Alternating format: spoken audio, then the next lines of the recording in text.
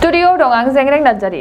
बाक्सा जिल्लानि सालबारि महकुमानि बेन्दोंआव थानाय अक्सिगुरि आइ लाभ इउ बाजारनि साखाथियाव थानाय नर्थ करिजा बिजनि गोजौ फरायसालिनि गेलेग्रा फोथाराव सालबारि जिल्ला बर' थुनलाइ आफादनि 6थि बोसोरारि जथुम्मा, सालबारि जिल्ला दुलाराय बर' हारिमु आफादनि 2थि बोसोरारि जथुम्मा आरो करिजा बिजनि गुदि बर' थुनलाइ आफादनि 23थि बोसोरारि जथुम्मा मेलखौ डिसेम्बर दाननि 24, 25, 26 अक्ट'खालि सानथामनि हाबाफारिजों रंगिना संगिनायै खुंफुंनो आखायाव लादों। बे जथुम्मा मेलनि दिनै 24 डिसेम्बर एबा मेलनि सेथि सान। दिनैनि बे मेलनि गिबि हाबाफारियावनो दङ करिजा बिजनि गुदि बर' थुनलाइ आफादनि फिरफिला बिरहोनाय, मुंख्लंफोरनो बिबार बावनाय आरो गोबां रुंसारि जालांनाय मुंख्लं बिथांमोननि मुङै मावबादा बेखेवनाय जायो। बेनि उनाव बिजनि गुदि बर' थुनलाइ आफादनि थान्दै रेबथुमनाय खारिजा बिजनि गुदि बर' थुनलाइ आफादनि रुंसारि रबिन बसुमतारी गोसोखां थान्दै जथुम लानाय जायो। बे थान्दै मेलाव बेखेवगिरि महरै दङ बर' थुनलाइ आफादनि मिरु मावफुं सोद्रोमा राजेन्द्र बसुमतारी बिथाङा आरो आफादगिरियाव दङ करिजा बिजनि गुदि बर' थुनलाइ आफादनि आफादगिरि बलेन्द्र मुसाहारि बिथाङा। आरसिनि गाहाय नेहाथारि जनिल कुमार गयारी बिथांजों लोगोसे मिरु मावफुं सोद्रोमा बर' थुनलाइ आफादनि राजेन्द्र बसुमतारी बिथांमोना खौरांनि गेजेरजों मा फोरमायगोन फै आबुङै मिथिना लानि। बरपेटा रडनिफ्राय अनजय बसुमतारीनि खौरां। सालबारि जिल्ला बर' हारिमु आफाद दुलाराय बर' हारिमु आफादनि 2थि बोसोरारि जथुम्मा, लोगोसेयैनो 16थि सालबारि जिल्ला बर' थुनलाइ आफादनि जि बोसोरारि जथुम्मा आरो खारिजा बिजनि गुदि बर' थुनलाइ आफादनि 23थि बोसोरारि जथुम्मा, बेजों लोब्बा लाखिनानै जि खुंफुंनो लानाय 24, 25 आरो 26 डिसेम्बर बेनि हाबाफारिनिनो दिनै गिबि सान 24 डिसेम्बराव आरो बे गिबि साननिनो दिनै बेवहाय माखासे हाबाफारि बेहाय मावफुंलांजाबाय, जेरै गुदि आफादनि बर' थुनलाइ आफादनि फिरफिला बिरहोनाय, लोगोसे गाहाय लांगोना बेखेवनाय,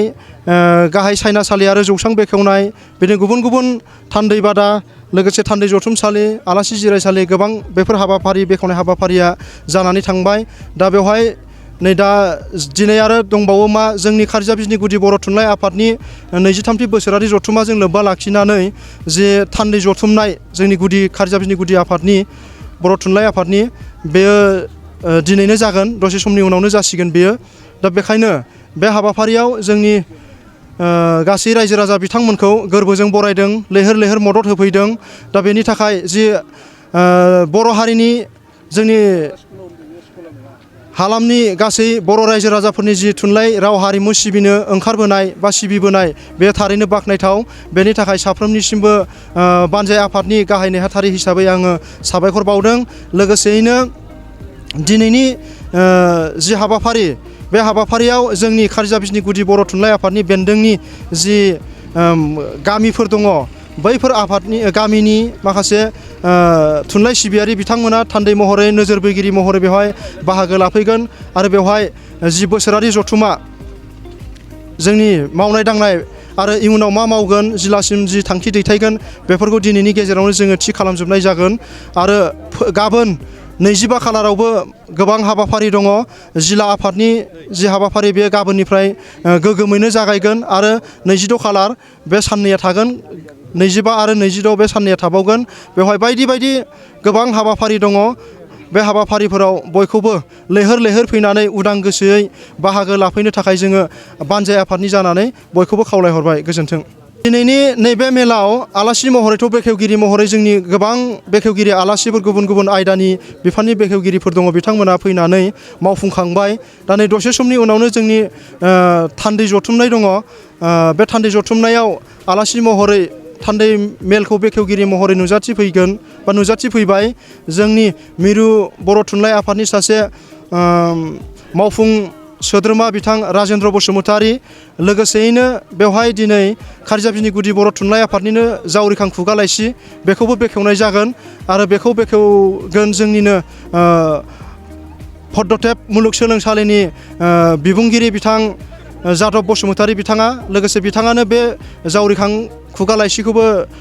सेबखांनो थाखाय थोजासे रांजों दान होदों, बेनि थाखाय साबायखर बावो। दा बेखिनिया लानानै जोङो 24, 25 आरो 26 डिसेम्बर बे सानथामनि हाबाफारिखौ गाजा गोमजायै मेहेर गोनाङै खुंफुंनो थाखाय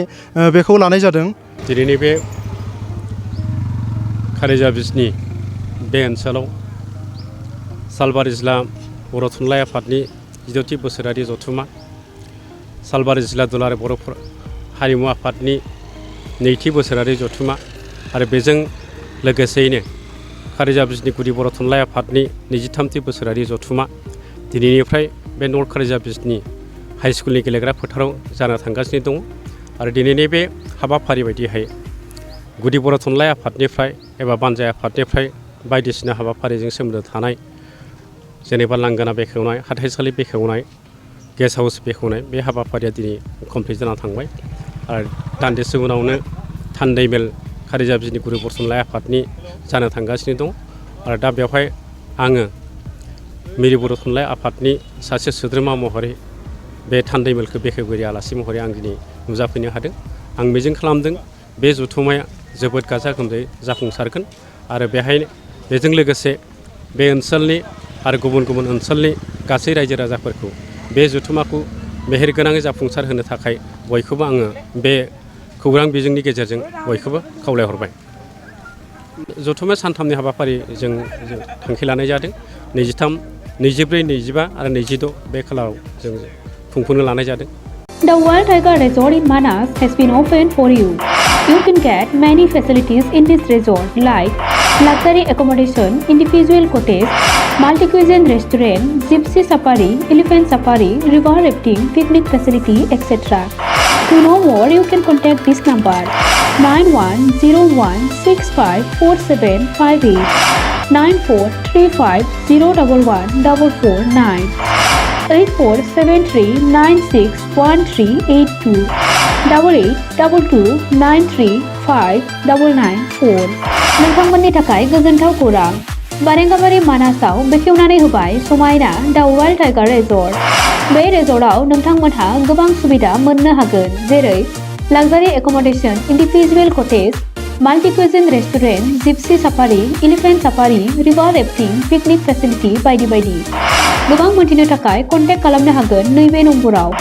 9101654758 9435011449 8473961382 8822935994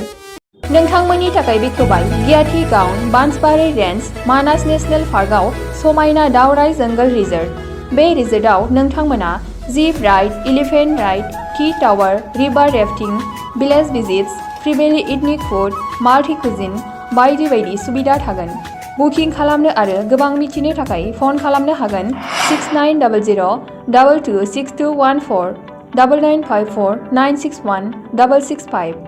8638360282